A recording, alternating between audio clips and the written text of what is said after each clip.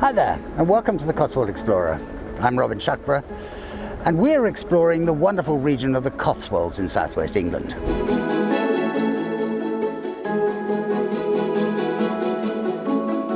For the last couple of years, we've been following in the footsteps of Herbert Evans, who wrote this wonderful book, Highways and Byways in Oxford and the Cotswolds, in 1905.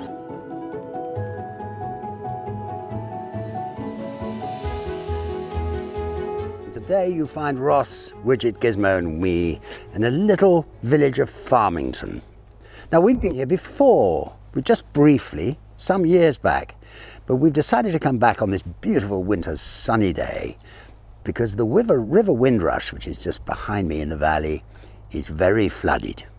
And while we're here, we're going to take you on a little tour of this nice little village. Come with me.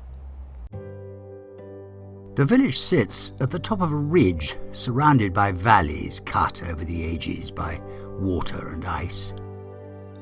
It's a sleepy place with a fine manor house behind high walls, and the little roads that run through the place are single track, often with gates and cattle grids, speaking of an old-fashioned stock rearing system.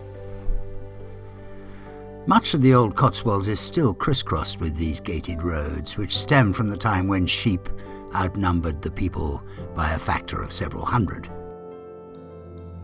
Evans' description of the village itself is rightly enthusiastic, and it reads as follows. Between Northleach and Burford, and in fact all the way to Witney, the main road keeps to the summit of the ridge, which conveniently lies east and west. That's the famous A40 that we have met so often. But down below the road on the left is a charming valley, the hiding place of many a bright sunny village, each a cluster of well-stored farmsteads, orchards and cottage gardens. While here and there the spreading oak and elms of a deer park indicate the dwelling of the lord of the soil. For the first 3 miles of its course, this valley is watered by a nameless stream, which joins the Windrush near the village of that name. At this point, this river, which has hitherto taken a southerly course, turns abruptly to the east, and our valley is no longer nameless. Up then, over the hill to Farmington, and we soon descend again to the water's side. As for Farmington itself, it is a pleasant, well-to-do village, embosomed in trees, with a green whereon 3 aged sycamores shade the pretty thatched and gabled shed which covers the village spring.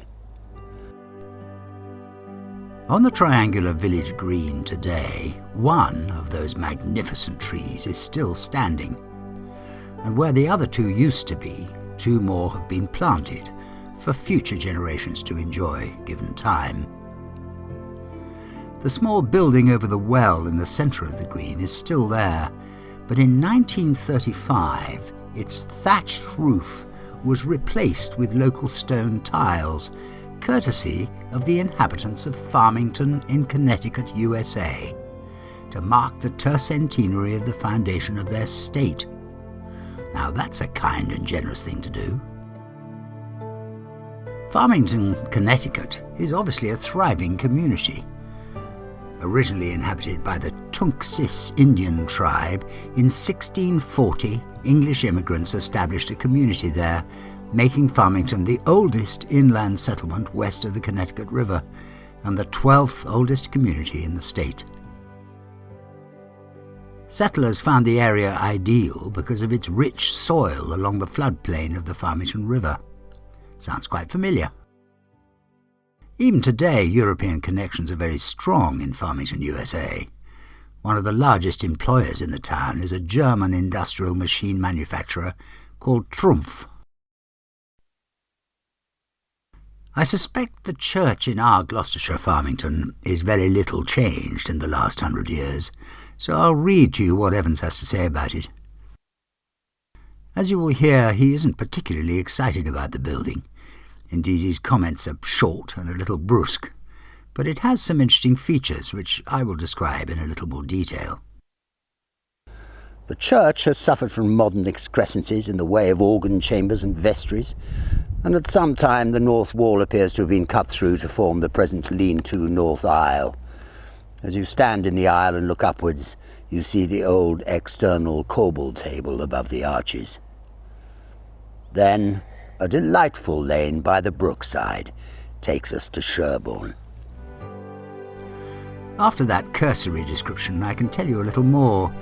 It's a Norman church of nave and chancel, to which the north aisle of which Evan speaks was added in around 1200, and a west tower around 1500.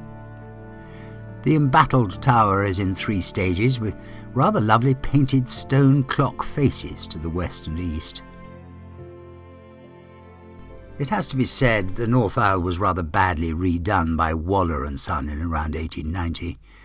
I suppose when Evans was here it was quite recent and therefore even more irritating. The chancel arch has some elaborate chevrons and 3 attached jamb shafts, and similar decorations can be found on the south door, protected by the porch. The altar is of local stone, probably quarried about a mile north of the village, where stone is still taken from the ground for ornamental purposes. If you take the little gated road from the village green going south across the valley, it will take you to the quarry. It's well worth a visit. There's a good octagonal font from the 1780s and an early 18th century pulpit, and a really good Art Nouveau brass lectern by Omar Ramsden and Alwyn Carr, made in about 1910. In the churchyard, just west of the tower, there's a huge mid-19th century tomb to the Waller family, which I'm afraid I couldn't resist walking onto. I bet you can't resist it either. There's something reassuring about this village.